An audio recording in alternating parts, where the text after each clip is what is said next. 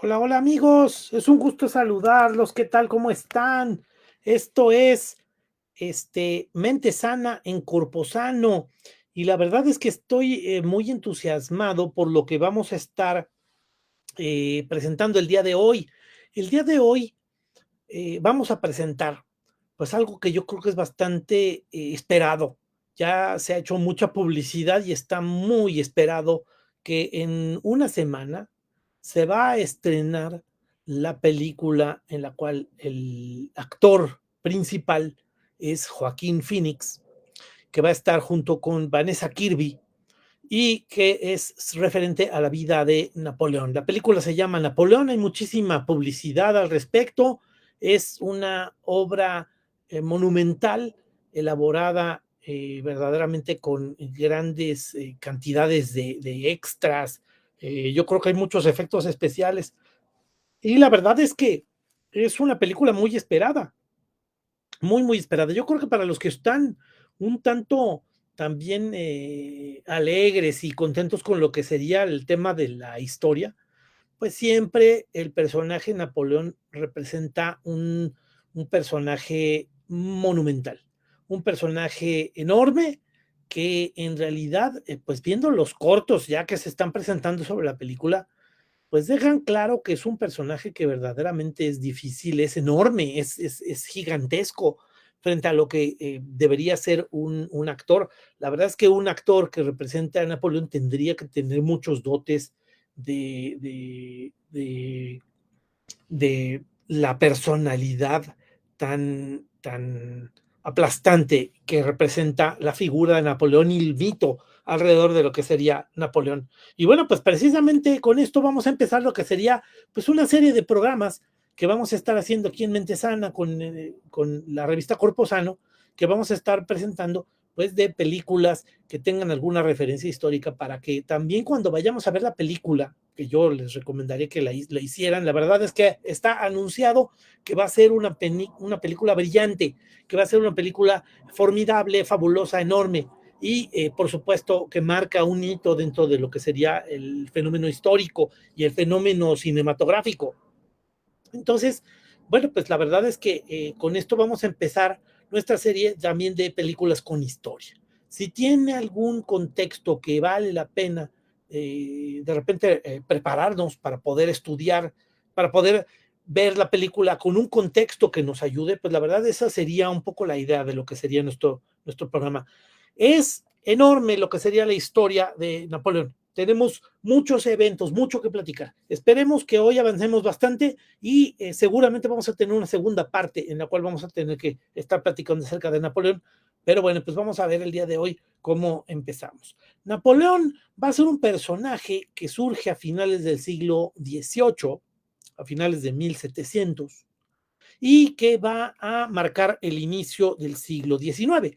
Todo lo que sería el siglo XIX prácticamente, de 1800 a 1815, la historia europea y la historia del mundo va a estar marcadísima con una carga importantísima de lo que sería el imperio napoleónico, las campañas napoleónicas y lo que es conocido como la era napoleónica.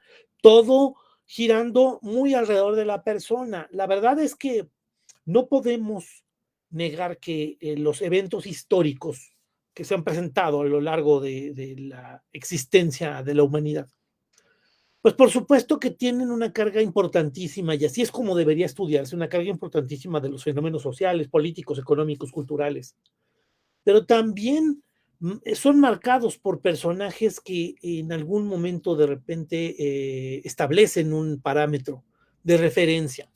Napoleón representa eso, representa un fenómeno en conjunto, un fenómeno que encarna lo que sería la Revolución Francesa y lo que serían los avances de la Ilustración en un modelo de gobierno moderno que rompe, que destruye lo que sería todo el antiguo régimen.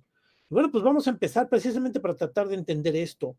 Napoleón es un joven que nace en la isla de Córcega. La isla de Córcega, vamos a ver si aquí podemos ver la isla de Córcega, es una isla que se encuentra entre las tres islas que se encuentran eh, del lado oriental de lo que sería Italia. Vemos en lo que sería la punta de la bota itálica la zona de Sicilia, y luego vemos alrededor lo que sería la parte de, uy, ya aquí se cambió, déjenme ver. Y luego pues podemos ver lo que sería las islas de Córcega y Cerdeña. Córcega sería más grande, ¿no? Córcega es la más grande, luego tenemos a Cerdeña y luego a Sicilia. Perdón, no es cierto, es la isla más hacia el norte, lo que sería la isla más pequeña, Córcega. Bueno, ahí es donde nace Napoleón. Esta isla, durante mucho tiempo, previo al nacimiento de Napoleón, había pertenecido a la zona de Génova. Realmente era una zona italiana. Los corsos hablaban italiano. Y el año que nace Napoleón, esa isla pasó a ser posesión de los franceses. Y bueno, pues aquí podemos ver una imagen moderna de lo que sería Córcega. Entonces, al final, bueno, pues vemos que tiene un clima mediterráneo, es una zona bastante pintoresca y yo creo que turísticamente tiene su atractivo, pero sobre todo lo más interesante sería precisamente el nacimiento de Napoleón dentro de este periodo. Napoleón nace pocos años antes de la Revolución Francesa, nace en el año 1769 y la Revolución Francesa va a detonarse en 1789, 20 años después. Precisamente Napoleón va a estar en su juventud, 20 años, en lo que sería el inicio de la Revolución Francesa. En ese periodo, Córcega va a intentar independizarse de Francia. Va a ser una lucha de independencia en la cual el papá de Napoleón participó, pero va a fracasar. De cualquier modo, el papá de Napoleón logra colocarse políticamente entre los miembros de la oligarquía de Córcega y va a lograr que sus hijos, eh, Napoleón y José, que serían sus hijos mayores, puedan estudiar en una escuela militar de Francia y ya adaptándose al modelo francés. Ahora, de joven a Napoleón se van a estar burlando de él porque habla italiano. Entonces le cuesta mucho trabajo hablar francés. En realidad va a tener en estos momentos hasta algunos arranques antifranceses. Hay algunas historias que después fueron escondidas en las cuales Napoleón trató de regresar a Córcega y comandar lo que serían las luchas de independencia. La película de los años 20 es una película muda sobre Napoleón que dura 6 horas, que después Francis Ford Coppola va a estar modificando. Esa película va a presentar un momento en el cual Napoleón regresó a Córcega, trató de luchar y fue derrotado. Eso es al principio de la película. Bueno, también va a haber varios cinematógrafos que van a hacer, varios directores, productores que van a hacer películas de Napoleón. Hay unas muy famosas. Y bueno, pues al final Napoleón va a estar ya terminando lo que sean sus estudios en la Escuela Militar de Brienne, va a ser finalmente colocado como uno de los oficiales menores que terminan saliendo de esa escuela cuando se detona la Revolución Francesa en 1789. La Revolución Francesa va a descomponerse a los pocos años. Originalmente era un reclamo político en el cual los representantes del pueblo que por diferentes circunstancias se lograron organizar y presentarse en Versalles y presentarse ante el rey, van a hacer una movilización muy asombrosa a nivel político que de repente va a detonar los cambios revolucionarios. Los cambios revolucionarios originalmente no fueron violentos. Intentaban los revolucionarios cambiar el orden político, económico y social de Francia porque se les hacía injusto y precisamente porque venían siendo herederos de lo que sería la Ilustración. Entonces, al final, bueno, pues vemos a unos personajes revolucionarios, muchos personajes revolucionarios, que van a ser representantes muy importantes de lo que es el movimiento revolucionario, tratando de cambiar muchos temas por medio de leyes. Establecen simplemente la ley como un principio que debe ser respetado por todos, incluso el rey. El rey no obedecía ninguna ley. Al rey, en este momento, antes de la Revolución Francesa, el día anterior, él declaraba que era elegido por Dios como hoy es parte de las legitimidades de la existencia de reyes. ¿Por qué existe un rey en Inglaterra o un rey en España o reyes en diferentes países europeos que verdaderamente también entran dentro de una reflexión de que estos modelos son anacrónicos? Pues es en realidad porque dicen que Dios eligió a esa familia y por el hecho de nacer ya son gente preparada para poder gobernar. Y entonces, bueno, pues ese es un poco el modelo que, bueno, no un poco, es un mucho el modelo absoluto que se establece en el siglo XVIII, a finales del siglo XVIII, los reyes van a considerarse elegidos por Dios. ¿Qué pasa? Que la Revolución Francesa después, para 1793, 4 años después de haberse proclamado y después de tratar de hacer cambios y que todo el mundo se los impedía, inclusive el rey, al final el rey va a ser guillotinado. Aquí vemos la imagen de, una de las imágenes, hay muchas imágenes en las cuales se presenta a Luis XVI, porque después de cortarle la cabeza con este aparato espantoso, que es la guillotina, un aparato terrible de ejecuciones, que dentro de lo que cabe es un aparato humanitario. La guillotina trata de ser más precisa y más rápida y más efectiva que cortar la cabeza por medio de un hacha. Originalmente, antes, los personajes que eran condenados a muerte se les cortaba la cabeza con un hacha curva. Así se le decapitó al rey Carlos I de Inglaterra en la Revolución Inglesa. También así se le cortó la cabeza a María Estuardo y a varios personajes, a Tomás Moro en la historia de Inglaterra. Y bueno, pues en esta ocasión al rey Luis XVI lo que se utiliza es un aparato que es la guillotina, que tiene una cuchilla triangular que va a caer por gravedad y que va a dar un golpe certero, duro, preciso, que va a cortar la cabeza del rey y después la cabeza por el verdugo que se llama Sansón, va a ser levantada de los cabellos para ser mostrada al pueblo. Que el pueblo, bueno, ahí se refleja cómo está festejando al fondo de lo que es este mismo cuadro. Están festejando cómo le cortaron la cabeza, levantando sus sombreros en palos, levantando los brazos y festejando que el rey ha muerto, que se ha acabado el modelo monárquico y ha surgido un modelo nuevo, que es el modelo republicano. No, el modelo republicano son dos palabras exactamente antagónicas, ¿no? Como blanco y negro, que al final establece, no es un modelo en el cual existe un rey que nace y se establece por un modelo heredado, o se establece una república que al final es un modelo establecido por el pueblo. Precisamente en eso consiste la misma palabra, rex pública, cosa del pueblo, cosa de la sociedad. La sociedad es la que elige cómo se va a establecer un gobierno, partiendo del principio de que las sociedades establecen gobiernos para poder establecer un orden, para que no estemos con pugnas y conflictos y problemas que al final terminan hasta las sociedades enfrentándose y matándose. Entonces, bueno, pues precisamente ese es el modelo republicano. Esa era parte de los mismos intereses de los franceses en la Revolución Francesa. En la película vemos esta imagen. Esta imagen es la de María Antonieta. María Antonieta es la esposa del rey, es la reina de Inglaterra. Ella es de origen austriaco. Durante años previos a la Revolución Francesa estuvo sometida a muchos problemas que le generaron mucho desprestigio y la verdad es que sí la repudiaban. Y bueno, pues la verdad es que en su momento en que es guillotinada, y que es muerta, que esto pasa 10 meses después de la muerte de Luis XVI.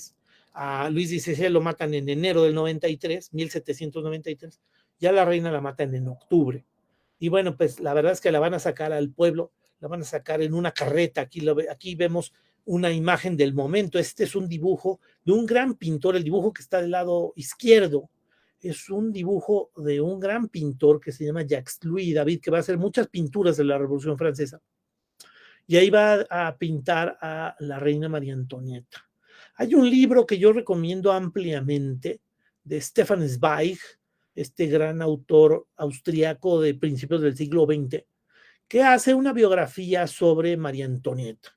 Y pues la verdad es que él pinta un escenario trágico para una mujer que al final él considera un tanto ingenua y un tanto víctima de este fenómeno revolucionario tan duro, tan terrible que representó la Revolución Francesa. Y bueno, pues en la película reflejan la imagen de la revolución. Habría que aceptar que siempre las películas van a tener ciertas imprecisiones políticas. Aquí las sacan, o ciertas imprecisiones históricas. Aquí sacan a María Antonieta caminando. La sacan caminando frente al pueblo y le ponen una expresión, seguramente es una expresión también de temor, de terror frente a las multitudes, a los tumultos que están ahí amenazándola, agrediéndola, ¿no? Pero la imagen de la película también la ponen como una mujer altanera, que está enfrentándose a un pueblo. Yo creo que ese no fue el escenario. El escenario fue más bien humillante. Ella se encontraba muy, muy nerviosa. Hay dos momentos que yo creo que lo pueden reflejar de la pobre María Antonieta. Antes de la guillotina, cuando le dicen que va a ser condenada a muerte el día anterior, pues ella se desvanece en su misma celda en donde estaba ella recluida. Y luego, cuando ya sube ahí a la tarima donde está la guillotina, que se llama cadalso, el cadalso, ahí va a la hora de que va caminando, como está amarrada de los brazos en la espalda, pues va a caminar ayudada de gente, pero al final va a pisar a uno de los que le están ayudando. Y ella le va a pedir disculpas, va a decir que la disculpe, por favor, que no era su intención. Cuando va a morir en los próximos minutos. Y bueno, pues de todas maneras va a hacer una humillación, al final la van a matar. Y bueno, pues la verdad es que la película sí refleja una parte trágica de este momento y muy salvaje por parte de la población. Aquí estamos llegando a unos extremos verdaderamente también incontrolables por parte de este fenómeno que fue la Revolución Francesa. Empezó como un movimiento político muy relevante, pero terminó como un movimiento social en el cual las turbas, los tumultos populares terminan siendo muy agresivos. Muy, muy agresivos. Hay muchas anécdotas al respecto. Y bueno, pues aquí le van a arrojar, no sé, verduras podridas, le van a arrojar piedras. Hay otra inexactitud, pero la verdad es que hay que ser un poco exquisito también para lo que estoy diciendo. Aquí sale con el pelo blanco y con el pelo largo. Cuando se le dijo a María Antonieta que la iban a matar, el pelo se le puso blanco en un día, en una noche. Y la otra es que María Antonieta le van a cortar el pelo. Aquí ya sale en la guillotina con el pelo recortado, porque la cuchilla puede fallar en caso de que se atore con el cabello. Entonces, por eso es que le cortan la cabeza, le cortan el pelo para que el efecto de la guillotina sea muy eficiente. En este momento, el gran gobernante de Francia es Robespierre, el gran eh, jefe político que al final tomaría el control de la Revolución Francesa y bajo su gobierno se establece la política del terror, que va a matar a varias personas en la guillotina, cerca de 40 personas diarias en la guillotina durante el periodo del terror que dura casi un año en el 93, 1793. Pero bueno, pues al final Robespierre lo van a detener, va a haber un golpe de estado, aquí se ve una imagen en donde le están dando un balazo en la cara, este balazo solamente le va a romper la mandíbula. Aquí vemos donde ya está él refugiado, porque los que estaban ahí sometidos en el golpe de Estado, logran organizarse y escaparse. Entonces el golpe de Estado, en el momento en que a Robespierre le disparan, él estaba dando un discurso y a la hora de que estaba dando el discurso, este jefe político de la revolución, la gente, los mismos diputados que lo estaban escuchando se levantan, van a agredir a varias personas, las van a matar, pero a Robespierre le disparan, no lo van a matar. Van a lograr escaparse y se van a ir a un lugar, al ayuntamiento, que está en el Hotel de Ville, en París. Y ahí vemos a Robespierre acostado con una venda en la cara que le está sosteniendo la mandíbula porque le han roto la mandíbula, pero eso no evita que al día siguiente le vayan a cortar la cabeza. Aquí dentro de la imagen vemos cómo hay unos personajes que están ya arriba del cadalso y que Robespierre está abajo todavía con la venda en la cara, en donde le van a arrancar la venda cuando lo suban a la guillotina, le van a cortar la cabeza y con eso se termina este movimiento. Ahora, toda esta historia que estoy contando, aquí vemos una imagen de un personaje que se parece a Napoleón dentro de esta pintura, pero en realidad Napoleón va a ser detenido en ese momento. ¿Por qué es detenido? Porque Napoleón era un eh, aliado político, era un favorecedor de Robespierre. Él era partidario de las ideas de Robespierre, que son ideas muy radicales, de lo que sería el modelo de la revolución. Algunas personas que les gusta el modelo revolucionario y que les parece un avance, pues me van a criticar que no les guste que yo de repente diga que es muy radical, pero bueno, pues en realidad es que sí son modelos políticos que tomaron extremos, medidas extremas. Para tratar de salvar el modelo revolucionario también había que entender que había muchos enemigos de que las cosas cambiaran. Había mucha gente en Francia que se ve afectada por los cambios que se generaron en la República, que se quitara el rey, que se quitaran los privilegios, que se quitaran los títulos nobiliarios, que los títulos nobiliarios no reflejaran que la gente tuviera pertenencias. Entonces fueron expropiados terrenos, fueron puestos en orden político los sacerdotes. Todo esto no le gustaba a la gente. No le gustaba a ciertos grupos oligárquicos de Francia. No es que no le gustara a la gente, a la mayoría le parecían medidas necesarias para que el país no tuviera injusticias. Y bueno, pues al final ese es un modelo que se presenta. Aquí vemos esta imagen, aquí vemos el águila napoleónica. Dentro del águila napoleónica, pues lo que quiero es reflejar en esta línea del tiempo muchas cosas que se presentaron. Por supuesto, ahí se ve en la línea del tiempo que entre el 89 y el 99 está la gran revolución francesa, ahí está el terror del 93 al 94. Luego del golpe de Estado contra Robespierre que se hace en el 94, va a gobernar un gobierno, un grupo que se va a llamar el directorio, son 5 personas, pero este grupo va a tener a Napoleón como un personaje importante, les va a ayudar. Pero bueno, pues Napoleón originalmente era terrorista y sucede que cuando dan el golpe de Estado lo detienen, luego lo van a soltar. Ahí está un tiempo Napoleón medio desesperado porque no va a tener ni campañas militares, ni oportunidades, ni ninguna facilidad en la vida. Y de repente lo va a adoptar un personaje que se llama Paul Barras. Paul Barras era un miembro muy importante dentro del directorio de la Revolución Francesa. Él es uno de los que dieron el golpe de Estado en contra de Robespierre y lo mandaron a la guillotina. Modera muchas de las medidas de lo que se había tomado con Robespierre. Por supuesto que hereda muchas ideas y muchos beneficios que trajeron el gobierno de Robespierre. Entonces también, pues, habría que entender que es consecuencia del terror, en el cual es posible ser moderado.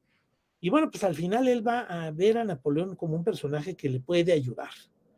Y este personaje de repente ve algunas amenazas importantes. Dentro de estas amenazas importantes está, ya aquí adelanté una imagen, aquí está Vanessa Kirby, que va a ser la actriz que hace Josefina. ¿Y por qué la puse en este momento de la historia? Porque Paul Barras le va a presentar a Josefina a Napoleón. Napoleón la va a conocer, se va a enamorar inmediatamente de ella y de una manera extrema. A él le va a parecer fascinante en su belleza, va a estar enamorado por su plática, por su inteligencia. Y bueno, pues la verdad es que también va a admirar a esta mujer que es 6 años más grande que él. Josefina es viuda cuando conoce a Napoleón en el gobierno de Paul Barras. Paul Barras le presenta Josefina a Napoleón. Y eh, sucede que Josefina es viuda porque a su esposo lo mataron en el terror. Lo mataron en la guillotina. Su esposo fue guillotinado. Ella nació en América. Ella nació en Martinica. Y bueno, pues ese era territorio francés. Por eso al final ella es francesa, se termina pasando al continente europeo. Y bueno, pues al final ahí está dentro de los círculos políticos, pero la verdad, una vida bastante trágica. Tiene 2 hijos, ¿no? Eugenio y Hortensia. Y bueno, de todas maneras se va a conocer a Napoleón, Napoleón se va a enamorar de ella. Esta es la actriz, Vanessa Kirby, que representa a Josefina. La imagen de Josefina del momento es esta. Esta es una pintura de cuando fue coronada emperatriz. Fue coronada por Napoleón cuando ya era esposa de Napoleón, y Napoleón la va a coronar emperatriz cuando él se corona emperador en 1804. Podemos ver aquí la imagen, por supuesto, es una mujer muy bella. Diferente a lo que reflejan en la película, por supuesto que hay que poner también una mujer muy bella dentro de la historia. Y bueno, pues me regreso a la historia de Paul Barras. Paul Barras ve una amenaza. Ellos fueron los que dieron el golpe de Estado en contra de los terroristas, en contra de los jacobinos. Tiraron el gobierno de los terroristas. Entonces, tiene como uno de tantos enemigos a los jacobinos, un partido político que eran los que apoyaban a los terroristas, que es los que apoyaban a Robespierre. Tal vez es un poco injusto llamarlos terroristas, al final son también gobiernos revolucionarios que tienen unas ideas bastante claras y que salvaron el modelo revolucionario. Y bueno, pues al final también son grupos muy populares y que manejan a las masas. Entonces, al final también es un problema de popularidad para el gobierno de Paul Barras, para el gobierno del directorio, para el gobierno que se le llama termidoriano, porque el golpe de Estado lo dan en una fecha que se llama el 9 termidor, 9 y 10 termidor. Son las fechas en un calendario que inventaron los revolucionarios franceses. Entonces, por eso se llaman el gobierno termidoriano, porque dieron el golpe de Estado el 9 termidor. Y pues no va a ser popular con los jacobinos. Pero también la Revolución Francesa, este es un gobierno revolucionario, quieras que no. Entonces, al final, también todos los exiliados o los afectados por la revolución, todos los nobles, también odian a este gobierno.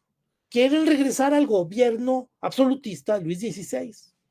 Y bueno, pues al final, y de la reina María Antonieta, y de los señores feudales, los nobles que gobernaban y que tenían cierto orden, un orden anticuado. Pero al final, bueno, pues todos esos son enemigos del gobierno termidoriano. Entonces, al final, bueno, pues vamos a ver cómo Napoleón le va a servir para protegerlo.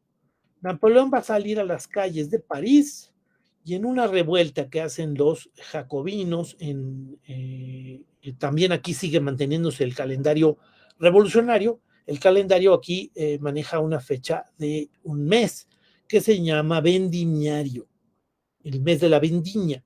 Y entonces en el mes de vendimiario, pues va a salir la gente a las calles a protestar en contra del gobierno de Paul Barras, el gobierno del directorio. Ellos se ven amenazados por estos jacobinos que están organizándose en las calles para tratar de tirar al gobierno, el gobierno de, de, este, de Paul Barras y el gobierno del directorio. Y bueno, pues al final Napoleón va a protegerlos. Y así es como Paul Barras le va a deber un favor. Sale a las calles con soldados, pero además va a llegar al extremo de que Napoleón saca cañones a la calle. Cuando la gente va avanzando en las calles para atacar el edificio de gobierno donde está el directorio, Napoleón está esperándolos en la calle y le ordena a sus soldados que no disparen hasta que vean el blanco, el color blanco de los ojos de los que están haciendo la protesta, que se van dirigiendo hacia donde está el edificio del gobierno. La gente va avanzando y cuando están apenas a unos cuantos metros, cuando ya la gente ve a los jacobinos protestando, Napoleón ordena fuego y van a disparar los cañones y los fusiles en contra de la población, que se va a dispersar inmediatamente. Muchos muertos en la calle, una medida bastante radical y dura, pero al final va a poner un orden con un modelo militar para poder hacer que el gobierno termidoriano pues se mantenga en el poder. El gobierno del directorio le va a deber ese favor a Napoleón en el vendimiario. 1795. Es pocos años después de haber dado el golpe, vamos, pocos meses después de haber dado el golpe de Estado en contra de Robespierre. Bien, ¿qué es lo que pasa? Que aquí el mismo Paul Barras ve que Napoleón se volvió un hombre muy popular, muy efectivo y que dirige un grupo de soldados muy bueno y lo va a mandar a la campaña de Italia. Francia, por la Revolución Francesa, va a declarar, va a generar un conflicto, una guerra contra los países europeos. Tenemos a varios países europeos que van a estar en contra de Francia en el momento en que se da la Revolución Francesa, sobre todo precisamente justificados por la muerte de Luis XVI. Como guillotinaron a Luis XVI, pues se va a generar una guerra en contra de Francia por parte de muchos países. Entre esos está España, porque el rey es primo de Luis XVI. También está Austria, vamos a ver a Prusia, a los países del norte, a Suecia, y también a Rusia, entrando dentro de este animadversión en contra de los franceses. Y también van a estar los ingleses, que los ingleses han sido enemigos de Francia durante mucho tiempo. Esa es una guerra que se va a librar en el norte de Italia. Vamos a ver, aquí está el mapa que nos va a ayudar. Como los países, aquí vemos Francia en lo que sería el territorio del centro de Europa. Y bueno, pues vemos Italia con lo que sería el color rojo. Y bueno, Austria se va a encontrar en la parte superior de Italia del lado derecho, en donde ahorita está marcando la flecha. Bien, ahí vamos a ver que el grupo del directorio va a mandar a Napoleón a apoyar a aquellos ejércitos que se encuentran en el norte de Italia. Por eso se llama la campaña de Italia. El enfrentamiento no es contra Italia, porque Italia ni siquiera es un solo país, son varios países, es Génova, Venecia o el Véneto, Lombardía, la parte central de Lacio, los estados papales, el sur, que sería el reino de Nápoles.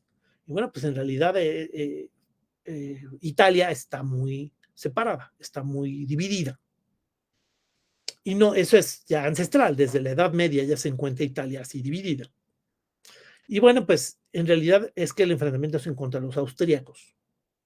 Cuando llega Napoleón, pues su juventud va a ser motivo de que los soldados veteranos, sobre todo los grandes jefes militares, los generales, que dirigen a los ejércitos que ya están en el norte de Italia, se empiecen a burlar de Napoleón, se empiecen a burlar de su juventud, es demasiado joven y es demasiado inexperto. Pero sucede que Napoleón aquí va a demostrar ser un personaje con un genio militar formidable, enorme. Y entonces, bueno, pues aquí Napoleón va a enfrentarse a los austríacos y les va a ganar en diferentes batallas. La batalla de Lodi, la batalla de Arcole y la batalla de Rivoli van a ser las más llamativas de todas las campañas. Aquí vemos una pintura que evidentemente es una pintura de propaganda, en donde se ve el joven Napoleón que todavía tiene pelo largo, con su uniforme arriba de un caballo dirigiendo a los soldados, que se van a enfrentar a los austriacos que están ahí huyendo al fondo de la pintura. Y bueno, pues que va a verse como los grandes generales que tienen el pelo blanco, que están ahí observando, pues se van a quedar sorprendidos de la brillantez con la que él dirige a sus soldados. Parte del fenómeno de Napoleón, además de la brillantez militar, cómo organizar a los ejércitos y cómo hacer que se enfrenten de manera superior en condiciones difíciles, pues se debe a dos cosas. Una es que él es un genio en cuanto al manejo de la artillería.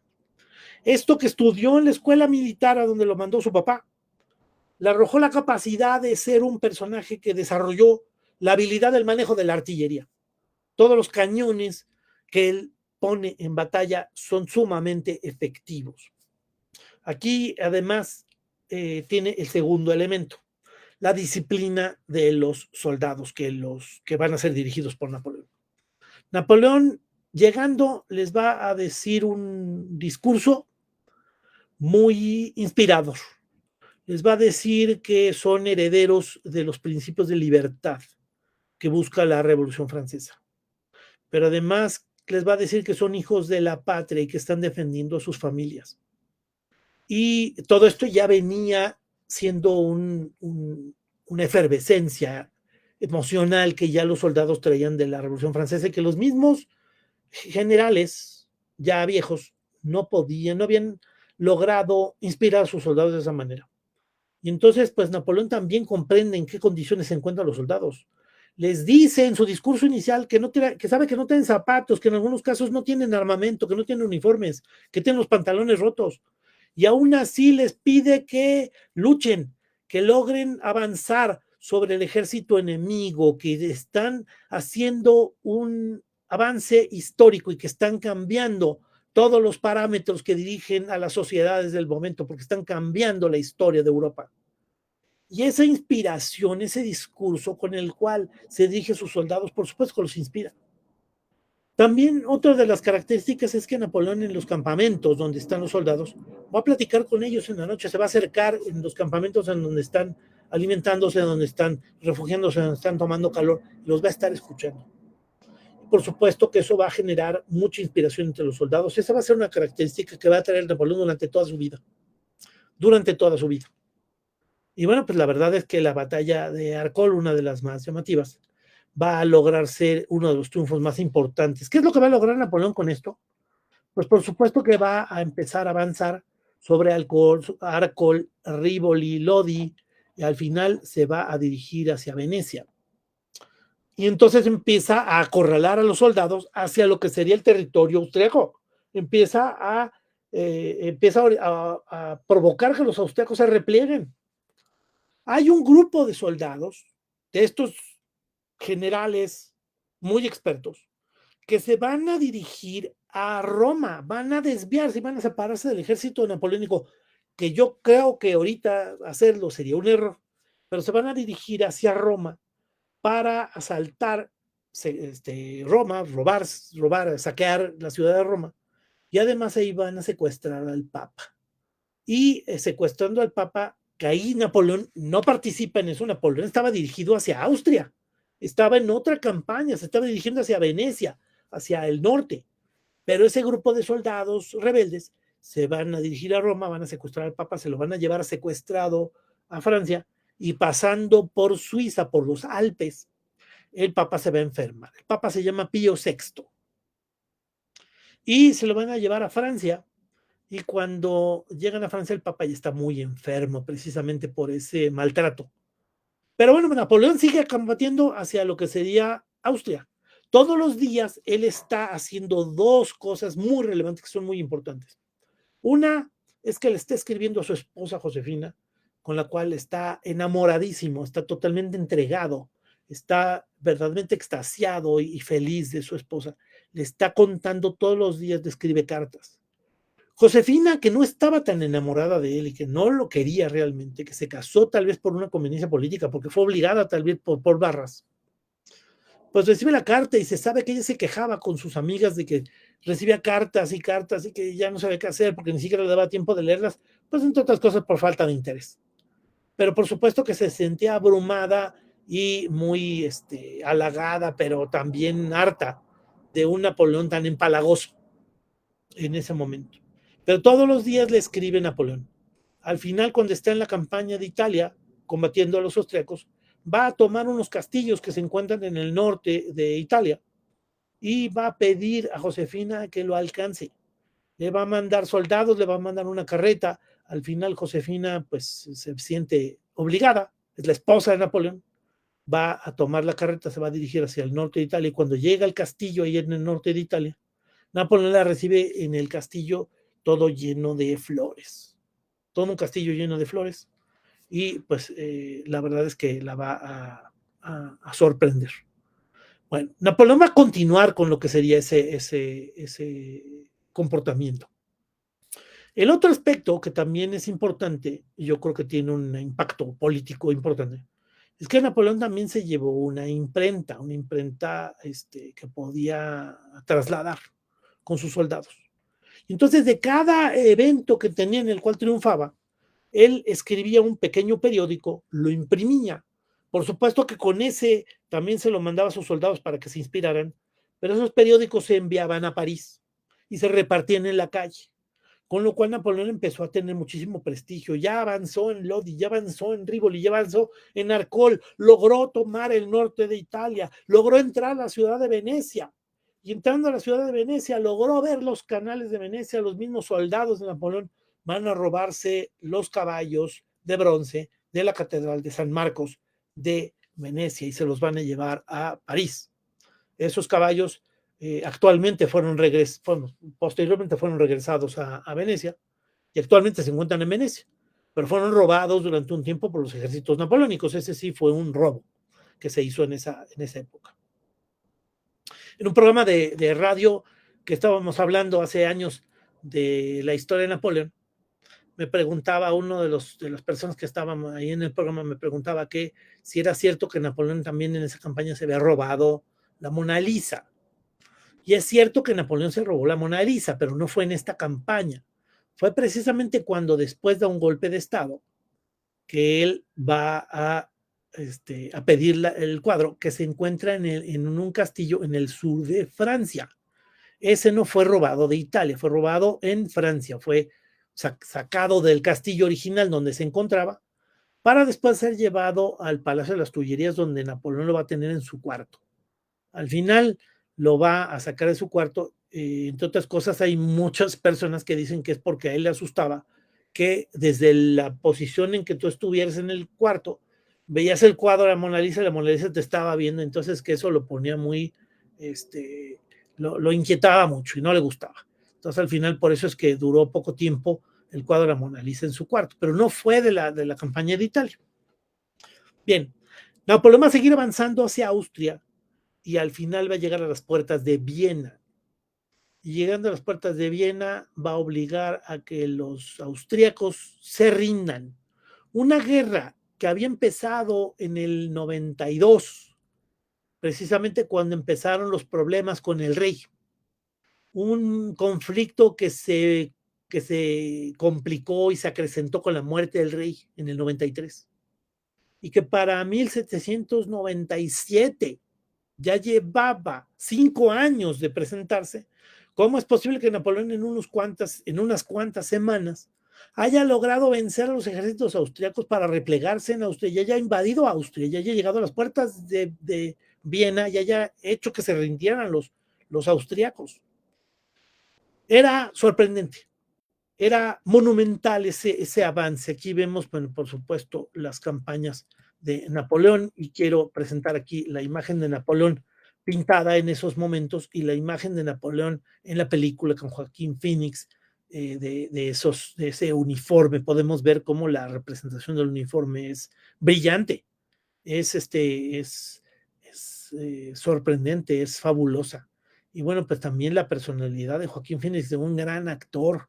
Yo insistiría en que recomiendo ampliamente ver la película, porque sí genera mucha expectativa. Yo sé que va a tener ciertas inexactitudes históricas, es normal, pero bueno, pues también es un acercamiento a la historia, a un tema que verdaderamente pasó, un tema que tuvo impacto político en Europa.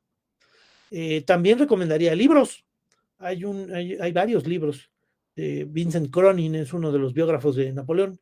Yo creo que uno de los más brillantes sería Dmitri Merekovsky, un libro que se publicó con Espasa Calpe, que todavía está circulando entre las ventas de libros usados en Mercado Libre y en Amazon y en diferentes librerías de viejo, que se llama Vida de Napoleón, de Dmitri Merekovsky. Recomendaría mucho ese libro. Hay otra biografía, la de Max Gallo, que es de 2 tomos muy, muy gruesos, que hace muchas descripciones.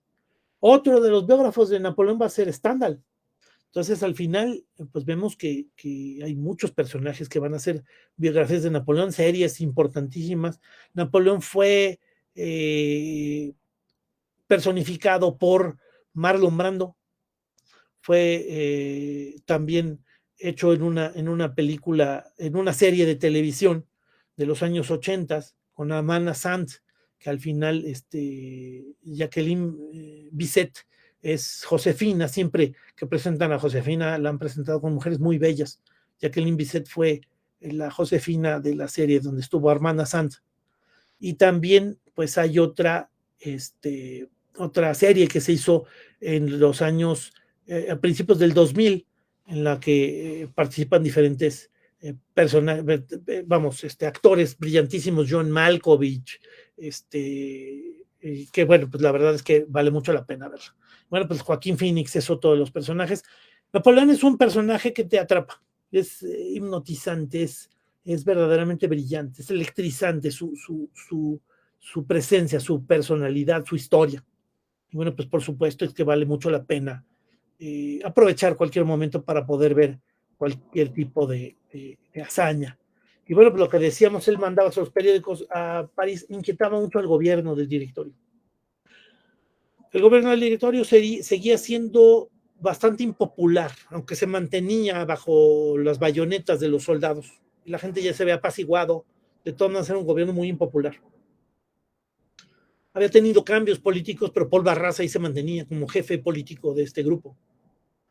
Y finalmente, cuando Napoleón está ya negociando lo que sería la firma de rendición de Austria, pues el directorio manda representantes a Austria para que firme el tratado de paz.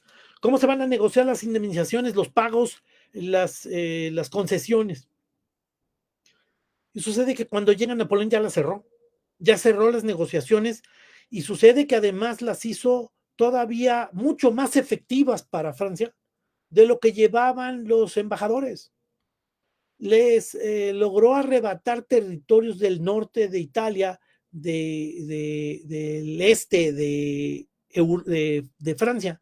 Y bueno, pues que se reconociera también la presencia de este territorio de Francia como un gobierno republicano revolucionario y se pacificó y además iba a pagar una indemnización muy grande para Francia. Y todo esto publicado en los periódicos de Napoleón. Por supuesto que Napoleón ya era considerado un superhéroe que iba a poder lograr poner orden en Francia, iba a lograr el triunfo. Y ya llegaba un personaje tan monumental, tan brillante, que además iba a quitar al directorio.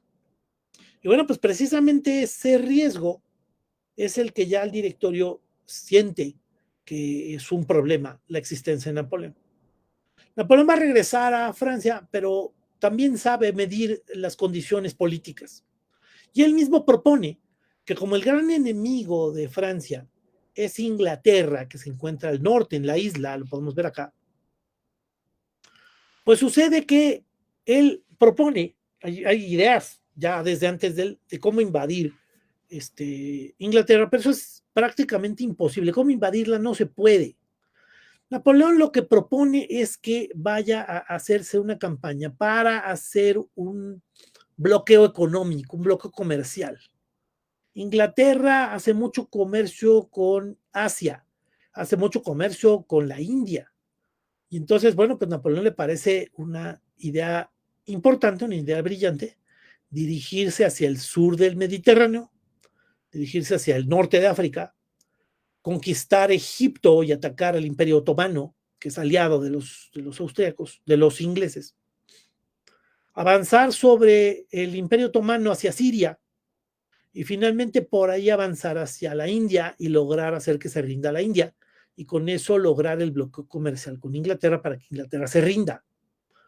Y bueno, pues le hacen caso, pero le hacen caso el gobierno francés porque quieren alejar a Napoleón, quieren deshacerse de él. Entonces van a mandar a Napoleón a Egipto, lo van a mandar con 40 barcos, lo van a mandar con una flota de soldados muy importante, una flota con muchos soldados, también hay que lo van a acompañar, que van a ser parte de su infantería con la cual se va a enfrentar en los ejércitos, en las batallas en el levante mediterráneo. Pero además, lo que va a tener como otro problema, más bien como otro elemento importante, es que el ataque a Egipto pues va a llevar a algunos científicos, algunas personas que van a acompañar a Napoleón van a ser científicos, historiadores, que van a estar revisando lo que se encuentre también en ese lugar. Si hoy tenemos el museo más importante del planeta, que es el Museo del Louvre de París, una gran parte del Museo del Louvre está ocupada por arqueología y por restos y por monumentos egipcios y de Mesopotamia, y van a ser llevados a los de París precisamente por esa campaña de Egipto. La campaña de Egipto va a ser un fracaso, pero bueno, pues al final vemos que aquí la podemos presentar como resulta también muy romántica, muy idealizada, un ejemplo además de aportación histórica importantísima. Y bueno, pues aquí está la campaña de que esta pintura refleja a Napoleón observando la esfinge.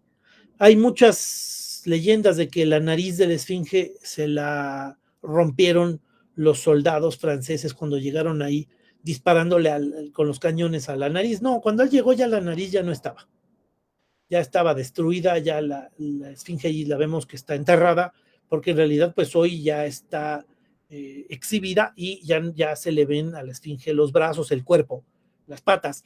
Entonces, bueno, pues la verdad es que sí es un monumento impresionante. Él llegó a este lugar observando las pirámides. Hace una campaña en las pirámides. Aquí vemos en la película a Joaquín Phoenix en la campaña, y bueno, pues podemos ver la cantidad de soldados que se ven ahí al fondo.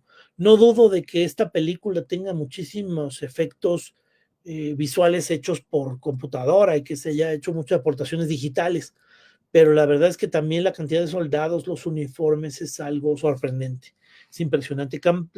Napoleón va a desembarcar en Alejandría, va a tener varios enfrentamientos contra el Imperio Otomano en esa zona, pero finalmente se va a dirigir hacia el sur de lo que sería Egipto para atacar lo que sería el Cairo. Aquí podemos ver en el mapa cómo se va a dirigir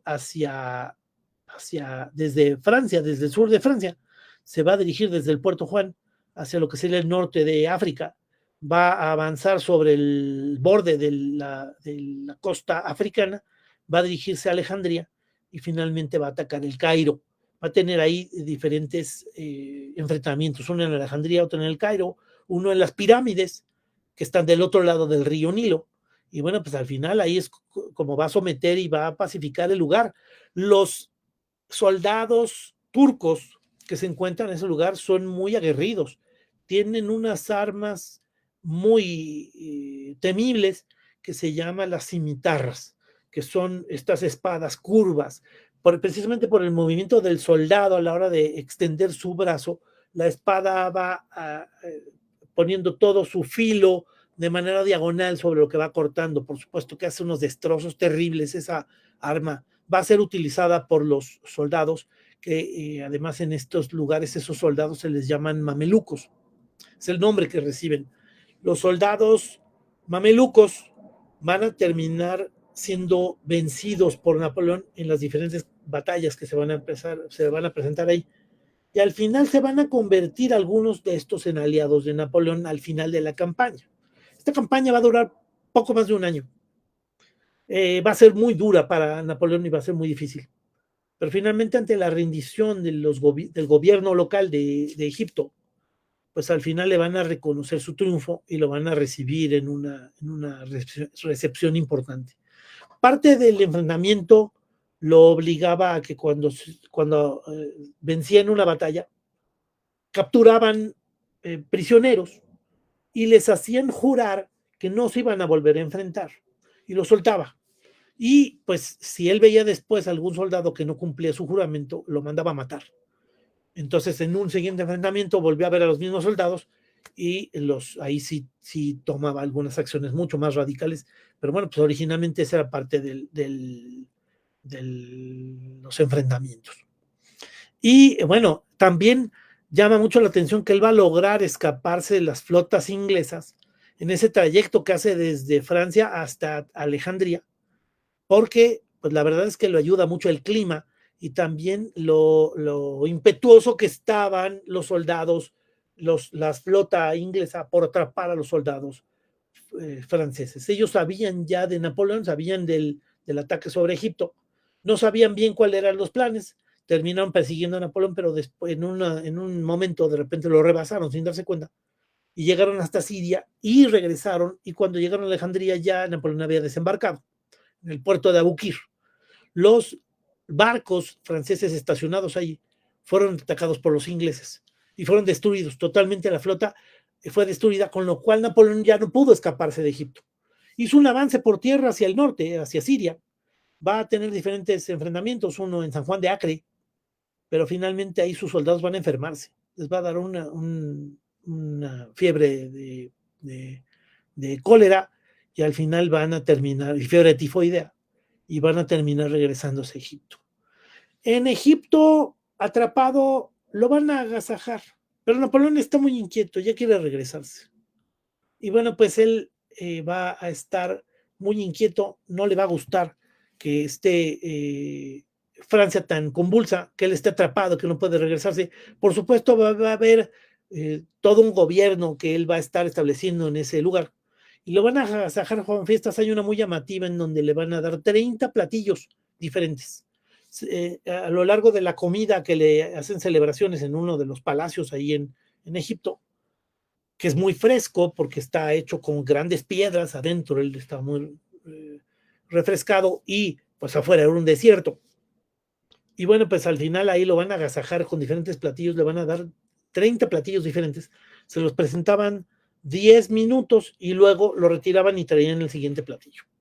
Y una de las cosas llamativas es que le trajeron un sorbete como parte de los